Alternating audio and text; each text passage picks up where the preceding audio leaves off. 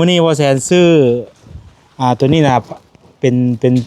ไม้อัดขันห้องพี่น้องเนาะขันห้องแล้วซื้อมา3แผ่นเป็นไม้อัดที่แบบเพิ่นเคลือบเงามาเลยเนาะเคลือบที่เฮาบ่ได้ทาสีเป็นงามเด้เป็นไม้ตู้เด้เอาไว้ขันห้องทั้งกลางอันนี้เลยมาส่งต่อเลยส่งต่อให้บ่จิตจะบอกครับไอ้โน่นน่ะเว้ยย่อขึ้นส่งให้เพิ่นต่อนะเอาลงมาหย่อนบ่เป็นหยังหรอกมันบ่ได้หนักหรอกไม่ได้หนักปานใด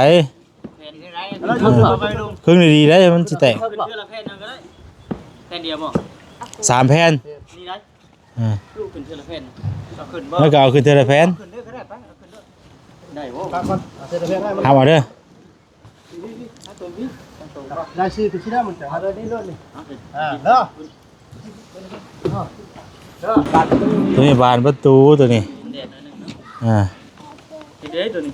อันนี้คือเทิงแล้วบ่คือเทิงเลยตัวนี้กะตั้งบ่ตั้งตั้งก็ได้โอ้ยสังกะสีว่าซิดิป้าเด้ป้าเด้อเลยให้ประตูตัวนี้นี่คือเก่าให้ตั้งนี่ให้ค่อยนะจะยกขึ้นได้เอาครับโอเคเป็น1เด้เป็น1เด้อนั่นเลยได้เก็บไว้ดีๆเด้อเด้อเป็นพวกกันเป็นนี่แหละนี่เป็นไล่ก่อนล็อกนี่ซากอย่างนี้แหละนี่เป็นเครื่องติดใส่บานเด้อบริษัททำได้มันสิเฮียเด้อเนี่ยเป็นบานพับบานยางอะไรอยู่ในนี่นะพี่น้องเอ้ยเป็นไล่ก่อนล็อกเป็นเงินของทางเมเพชรเนาะที่ว่าซื้อเครื่องซื้อของมาทั้งหมดนี่แหละพี่น้องเอ้ยรอบนี้มีแต่เมเพชรพี่น้องเอ้ยเนาะเพราะว่าช่วงนี้จูดี้กับเพิ่นเฮ็ดเทือนปาวอนเนาะแต่ถือว่าช่วยกันทั้งนั้นทั้งนี้แน่เพิ่นก็ได้รวมทั้งหมดก็พอดีเป็นตัวเฉพาะตัวซื้อกันเครื่องนี่มามื้อนี้นะ3,420,000 กีบพี่น้องเอ้ยแล้วก็ไม่อัดนะ3,48,000เนาะ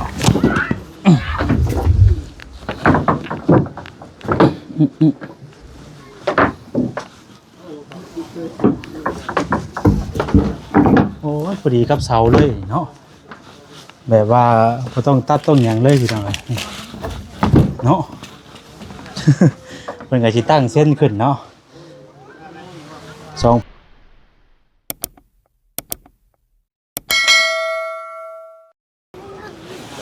เอาพี่น้องเอ้ยเปิดภาพมากะอยู่หน้าบ้านเฮือนซานของทางนวลเด้อพี่น้องเด้อเนาะมามื้อนี้มาอัปเดตเบิ่งซานเพิ่นพี่น้องเอ้ยเนาะติโตคักอาลีอันนี้พี่น้องเอ้ยเพิ่นใส่ฝาแล้วเนาะยังแต่คันใดพี่น้องเอ้ยยังแต่คันใดเพิ่นยังบ่ทันได้เฮ็ดเนาะแต่ว่าฝานี่เพิ่นใส่เป็นที่เรียบร้อยแล้วข้างเบื้องนี้เนาะยังอีกข้างนึงวันนี้พี่น้องเอ้ยโตคักอาลีอันนี้พี่น้องเอ้ยมองแน่เนาะใส่ผ้าเข้าไปแล้วรถแน่นตึงๆนี่เนาะทางบ้านพอเพิ่นวันนี้ก็เราบ่อยู่เฮือนบ่มื้อนี้คันไหลขึ้นตึงอยู่คือสิบ่ได้อยู่เฮือนตามเบิ่ง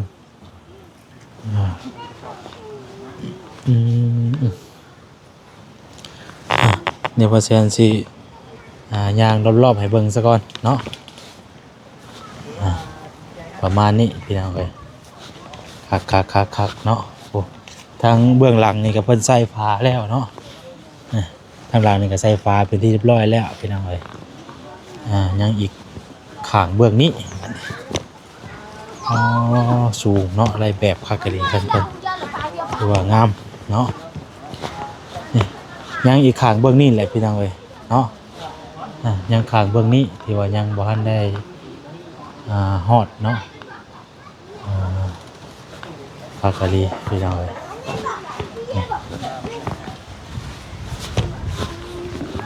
ครับโอ้คือสูงแท้เจ้าเนาะตัว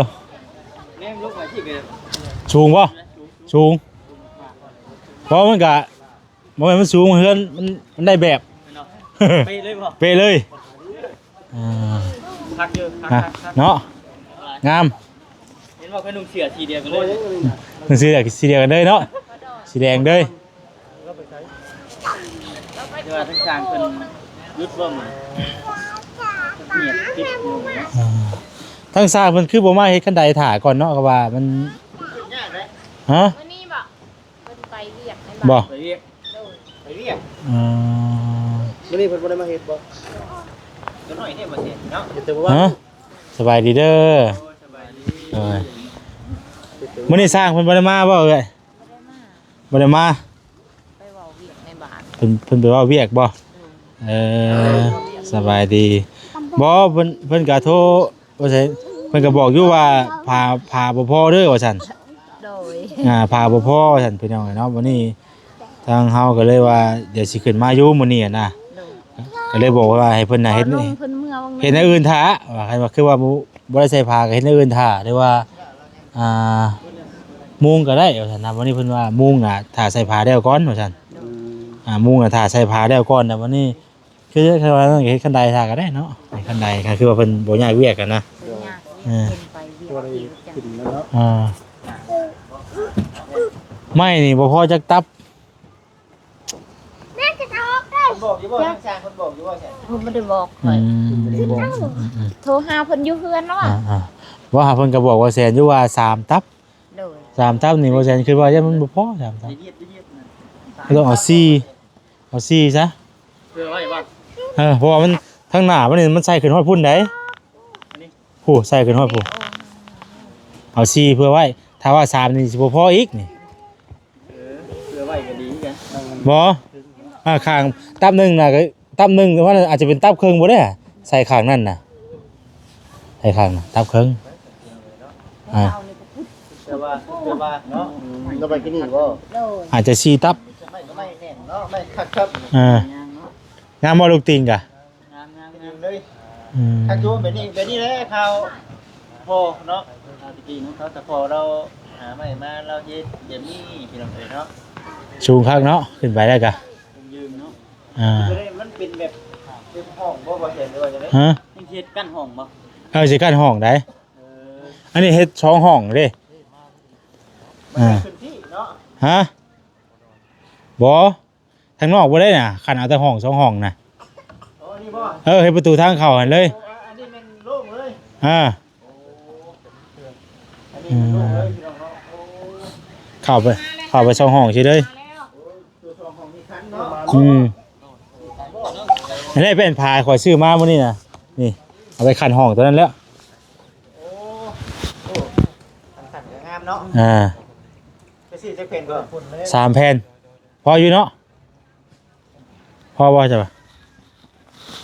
เห็นติ เอ้าคันเฉพาะห้องก็ได้ ได้พี่แล้ว อ่า พี่พ่อบอกลงยาที่เลย บ่รวงยาวนี่คือต้องเป็นไม้เชื้อราได้ โอ้มีแต่ขันเท่านี้ ขันเฉพาะห้องตัวกลางกันได้ โอ้ยขันคือว่าตัวนี้นะเนาะ ตัวนี้มันต้องใช้ไม้เชื้อรา เฮ็ดประตูอีกเนาะ นี่เลขคอยบานกูซื้อมาอยู่นี่ เอาขึ้นไปเพิ่มบ่คือไว้ลงทางมาเสียมาคือขันเนาะนี่เด้อสิขันแต่ดูตรงนี้ ขึ้นไปเทิงกันแล้วยืนขึ้นไปเทิงเลย ดีเด้อครับเด้อ ตาหับเด้อมื้อนี้กะนี่พอดีมื้อนี้ว่าแสนซื้อตัวนี้นะเป็นไม้อัดขันห้องพี่น้อยเนาะขันห้องแล้วซื้อมา3แผ่นเป็นไม้อัดที่แบบเพิ่นเคลือบเงามาเลยเนาะเคลือบที่เฮาบ่ได้ทาสีใอ่าช่ไหม เป็นงามเด้ เอาเป็นไม้ตู้กันเด้เอาไปขันห้องทั้งกลางอันนี้ โดย ขันห้องทั้งกลางนะมันเป็นลายไม้เลยพี่น้องเอ้ย เจอแล้วบ่เพิ่น แค่นี้แล้วก็กับบานประตูมื้อนี้นะบานประตูเพราะเอาตอนนั้นลงก่อนก็ได้บานบงเยี่ยมก็อย่าบานประตูมาส่งต่อเลยส่งต่อให้บ่จิตจะบอกครับ ได้เนาะ ตั้ง นักแค่นี้ ไปเทิงเลย ตัวนี้ต้องใช้หลักก้นในตัวนี้ ได้ก็ผงแข็งจะต้องรถ อ่า โอ้สิใส่เต็มแบบเลยมื้อนี้เนาะ จะได้มื้อนี้ก่อนนะ แบบคือตำรวจได้ไหนนึงเนาะ มีเงินมีค่าย่องใน เออเนาะคือแท้เนาะ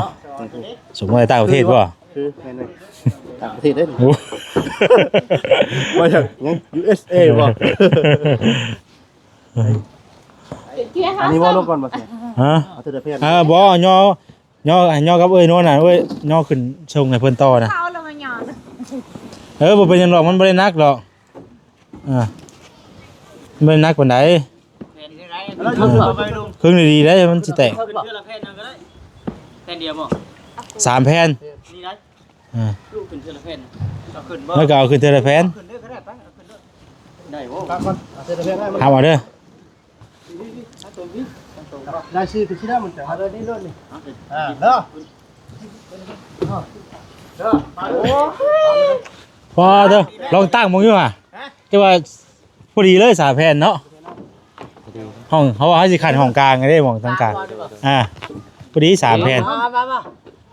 ถึงว่าบ่ยึก พอดีเลย โอ้ยพอดีเลย2แผ่นก็พอแล้วน่ะ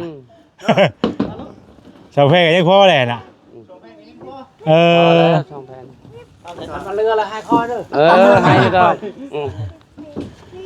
ว่าเป็นหยังมีใส่แล้วบ่ได้โอ้ลายงามซำเนาะ ลายน้ำตู้นี่เนาะ คือว่าอะไรมันเป็นไม้ตัวนี้น่ะมันหมายพอมันอยู่ในไรเขาว่าอยู่นอกน่ะบ่ได้มันถึงน้ำบ่ได้ตัวนี้น่ะมันเปื่อยไม้นี่น่ะมันเป็นกระดาษไปซื่อเด้ถึงน้ำมาแล้ว อาจจะ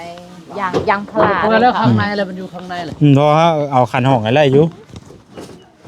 มาสินี่ไอ้ที่หยอด ตัวนี้บานประตูตัวนี้ เด็ดหน่อยนึง อ่า ทีเด็ดตัวนี้ อันนี้คือเทิงหรือเปล่า คือเทิงเลยตัวนี้กะ ตั้งบ่ตั้ง ต่างก็ได้อ่ะ โอ้ยทางกะสีว่าชิลิ ตั้งเลยอย่าป้าได้ป้าเด้อ เด้อ ป้าเด้อเลย ปลาตุ๊เนาะ นักเตะไม่น้อง มีแคนมีแคน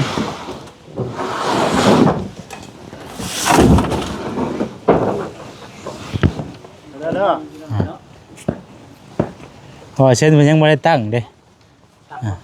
ประตูตัวนี้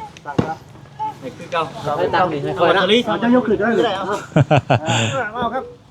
โอเค เป็นหนึ่งเด้อเป็นหนึ่งเด้อ เด้อ มาเด้อมาเลย ตัวเจ๊คือยืนมาชัดวางไหน เบ่ได้บอกว่าเช่น ไปเลยยังอันนั้นพ่อมานี่มาคุ้งคุ้งก็จะเอาให้ มาเดี๋ยวผมจับให้ไปนั่นบ่ ใช่เบิ่งเอาให้อ้ายนี่ก่อนซื้อร้อยมา2มื้อเลยผมพ่อชายจักเทื่อเราสิกินเองได้จังหน่อย นั่นบ่ อ้ายเพราะมาเอาร้อยซื้อมาต้อนสร้างเพิ่นน่ะสร้างเพิ่นสร้าง2มื้อเลยไม่ได้สิกินเองแล้วบาดนี้ ไม่สร้างซะดีก็ได้ ใช่ข้อยก็เยอะกันสิเอาเลยกินก็ได้หรอกแก้วนะไปทำการอยู่ดิ ใครยุ่งเนาะ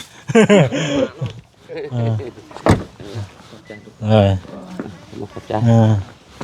มาจะใช้กินนี่ มาแต่หาทูตปู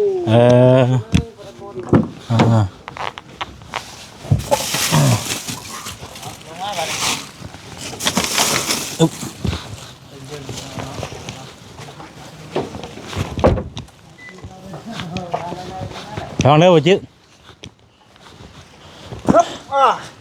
เดี๋ยวก่อนมีแต่สิ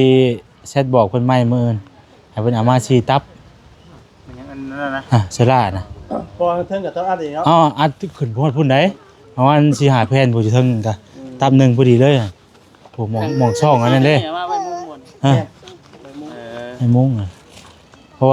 ว่าข้างนี้ก็ประมาณตับหนึ่งกับอีก2แผ่นนี่ตัวนี้ข้างนี้บัดนี้ทางหน้ามันก็ประมาณเฉพาะตัวนี้ก็2ตับนี่3ทางเทิงเนาะตัวนี้เป็น4ตับ สีตับ อันนี้ตับครึ่ง2ตับ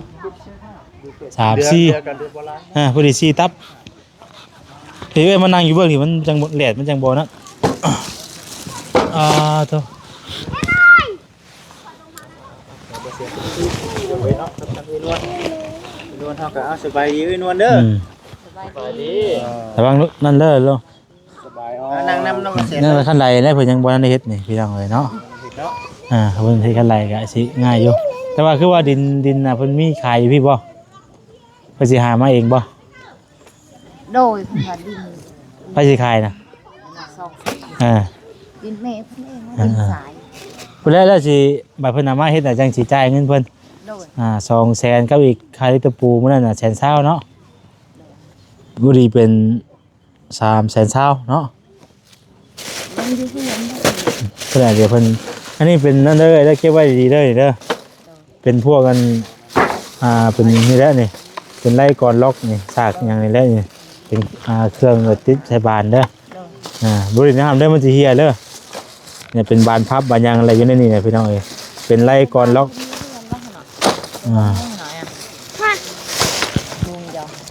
คือว่า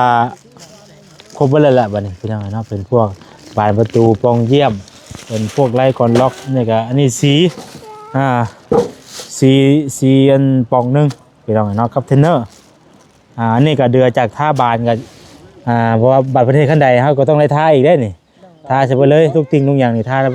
าชงท่าเสาท่าเฉพาะเลยนะน่าจะพออยู่เนาะทั้งเสาทั้งอย่างเลยสีท่าไหมพี่น้องเลยแต่ว่าคือว่าแหละเครื่องมันบ่พอเป็นบางส่วนในทั้งเพิ่นกันเลยแบบว่าบ่ได้มาเฮ็ดเต็มที่เนาะเพิ่นก็มาเฮ็ดเป็นบางอย่างที่นะคือเพิ่นอยากเข้าพาซะก่อนสมมุติว่าเฮาเข้าคือเฮามุงก่อนนี่เพิ่นได้เฮ็ดห้านเด้เพราะว่าอันนี้ว่าเพิ่นง่อยเช่นง่อยหยังขึ้นไปเลยสินะขึ้นทะลุขึ้นไปเทิงเลยเนาะมันบ่เป็นหยังมีแต่ว่ามื้ออื่นเพิ่นแหละเพิ่นยังสิมาส่ง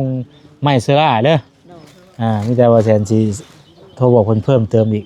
ว่าแสนมาเบิ่งแล้วนี่3ตับนี่มันพอดีกระเทินสินะแบบว่า4ตับนี่อาจจะเหลือแผ่น2แผ่นสินะก็อย่ามันเนาะก็ให้โกนบ่พอเลยสินะแกมันบ่พอแล้วมันยากเพิ่นบ่อยากมาส่งเฮาแม่นแล้วว่านั้นเป็นว่า ว่าแท้เฮาแม่มันเป็นนี่คือว่าเห็นผูกจงพอก ใช่ทางเทิงมันน่ะบ่เพิ่นบ่ได้เลื่อมกันบ่จ้ะ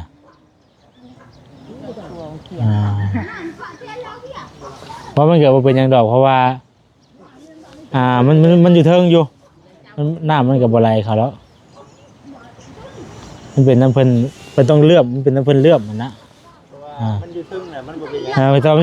นอยู่เจมันก็บ่เป็นหยังดอกมันมีควนอยู่ดิ บ่พาเขาดอกอยู่เทิงสูงอยู่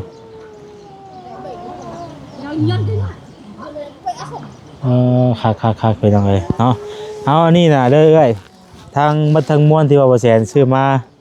มื้อนี้น่ะเป็นเงินของแม่เพชรเด้อเงินของแม่เพชรที่ว่าซื้อบานประตูบานประตูไปไหม ถ้าสิแอบเด้อ ในหม้อหั่นเด้อเบิ่งแม่สิเอาให้เด้อนี่มาไว้ น้ำบ่น้ำบ่ เฮ้ยเดี๋ยวสิแจ้งอันราคาเพิ่นก่อนอันที่เฮาซื้อบานประตูมานี่นะ นี่อยู่พี่ รวมทางอัน เอาหน่อย โอ้นั่นน่ะ คอยเว้าเวียกกันอ่ะ ป้าไปใส่ เอาน้อง ตัวนั้นเนาะปินตัวน้อยก็ป้าสิว่า นี่หน่อยที่กระปูเนาะให้ลูกเจ้าผู้นึงก็ เพราะว่าตัวนั้นน่ะแผ่นหนึ่ง ไปเล่น 123,000บ่ จังหน่อยไม่จงปิงซีนให้ พอดีเป็นเอาโกยออนเฮาเลย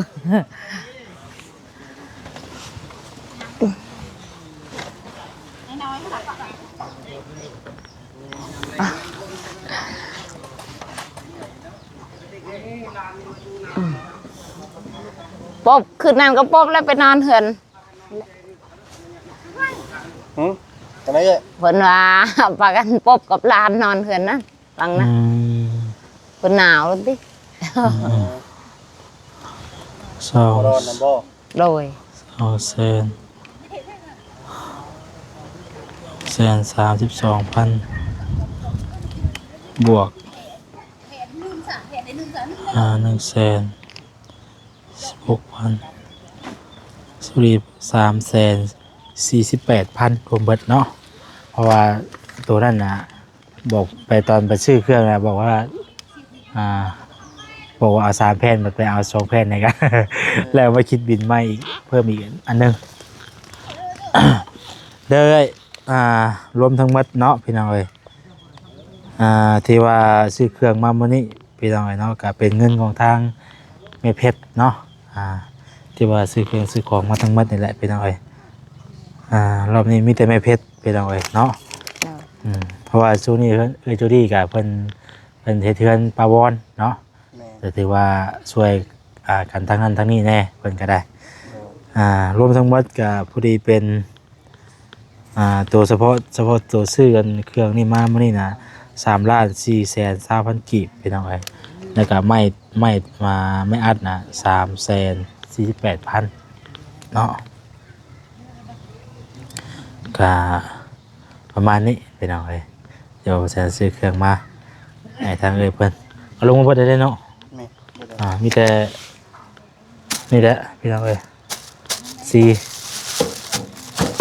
เพิ่นมาบ่มื้อนี่ จักแล้วมาอื่นถ้ามีหมายนี่เพิ่นมาแล้ววะ มาก็แต่ว่าบ่ฮู้ว่าเพิ่นสิว่าส่งตอนใดมื้อนี้ก็ จ้ะ ทางอ้ายเพิ่นน่ะนะ โดย เพิ่นมาส่งตอนเช้าบ่หรือว่าตอนใดผู้เดียวเฮาสิโทรบอกเพิ่นได้เช้าเอาเนาะ โดย เพิ่นมาส่งรอบเช้าบ่ก็ให้เพิ่นเฮ็ดน้ำไม้ท้าสินะ โดย คือเป็นพวกกันนี่แหละนี่ เนาะ อ่า ได้ค่ะ เฮ็ดนั้นคันใดท่าก็ได้หรือว่าเพิ่นบ่อยากเฮ็ดบ่เอ้ยว่าอยากเฮ็ดทั้งนั้นทั้งเทิงแล้วก่อนบ่ จากในบ้าน บ่ได้ก็ท่าเอาไว้ซ้ำน้ำลังนะ เนาะบัดมุงนี่งามเลยพี่น้องเอ้ยเนาะ โดย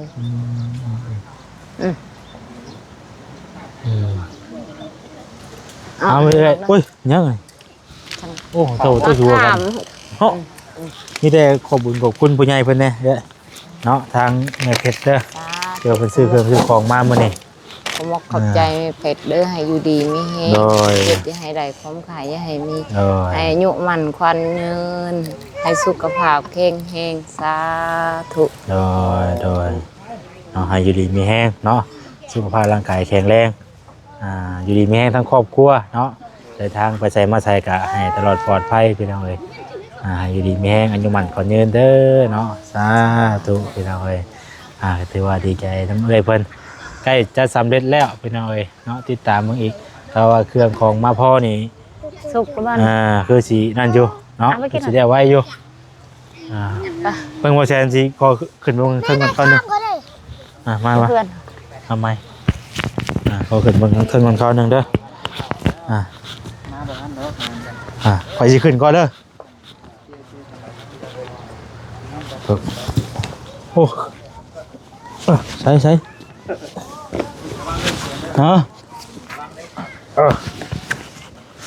เล็กตะปูรุดเด็ดดิ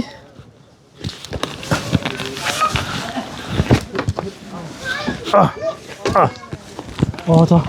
โอ้มีแห้งได้บาทนี่ปัดลงอีกบาทสิ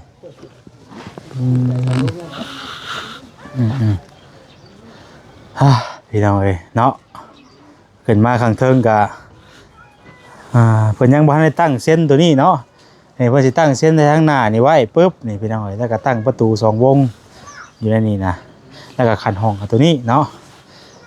พาตัวนี้กับผู้ดีพ่อเด้อพี่น้องเอ้ยเนาะผู้ดีเพิ่นสิขันห้องตัวนี้เด้นี่เนาะตั้งเส้นแล้วก็ขันห้องไว้บานนี่ก็ใส่ผู้ดีเลยโอ้คักลายพี่น้องเอ้ยนี่บานก็งามๆเลยเนาะตัวนี้ก็บ่ยากท่าสีเนาะเพราะเพิ่นเป็นเคลือบเงามาเรียบร้อยแล้วพี่น้องเอ้ย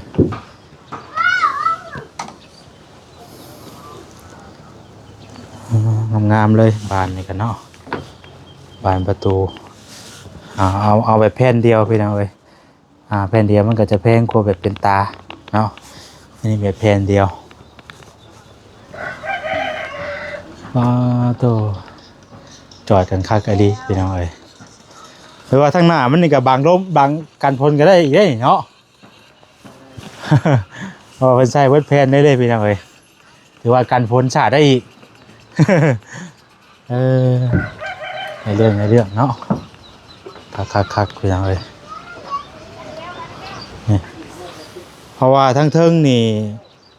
ถ้าว่าซองตับนี่ยันบ่อยากพอพี่น้องเอ้ยเพราะว่าถ้าว่า3ตับนี่ยันบ่พอ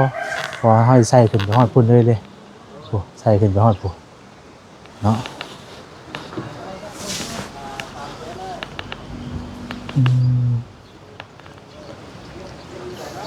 ประมาณ3ตับ4ตับจ้ะเนาะ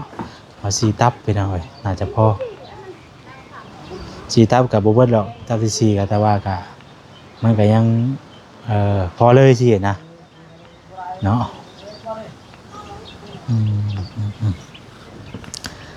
มื้อนี้สร้างเพิ่นก็บ่ได้มาเฮ็ดไปหน่อยเนาะเพราะว่าเพิ่นถากเครื่องเด้ถากเครื่องยังบ่ทันได้เฮ็ดไปหน่อยคักเนาะ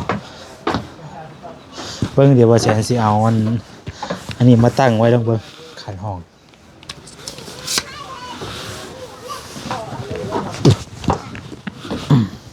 มานะได้กับพ่อสร้างเพิ่นว้ายเนาะมาเวอยู่พี่น้องเลย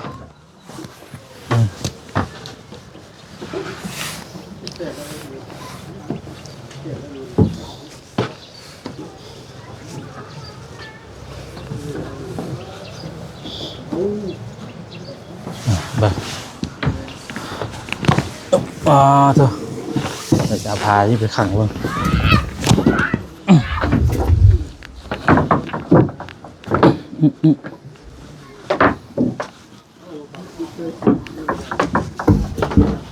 โอ้ยพอดีกับเสาเลยเนาะ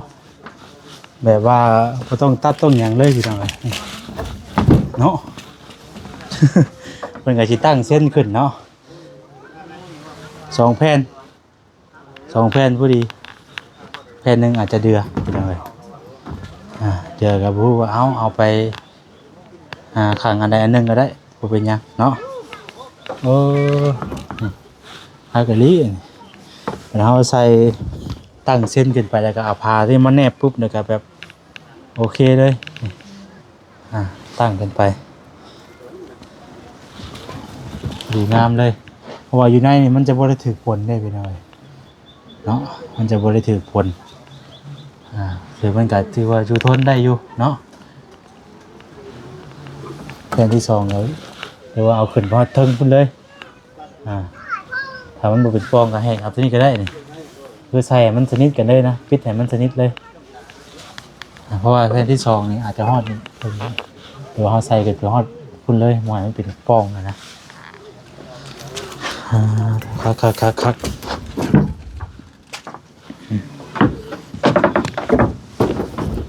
อึ๊บงามเลยพี่น้องเอ้ยเนาะเป็นลวดลายงามเลย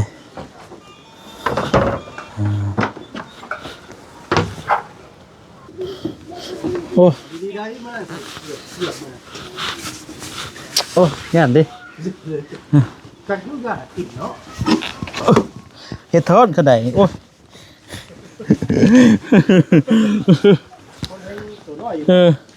อย่าขึ้นสบายนะโอ้ยเท่ารอดแล้วบัดนี่ รอดแล้ว หรือเบิ่งข้างเทิงพี่น้องเอ้ยเนาะถือว่าคักอยู่2 แผ่นไปดึงเบิ่งนะหากเพิ่นใส่ขึ้นไปเฮาทวนมันก็ได้ขังไว้เฮาทวนพุ่นมันจังนั้น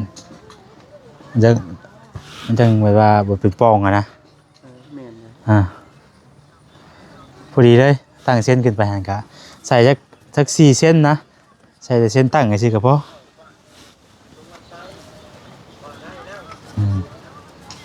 เส้นควงอันนึง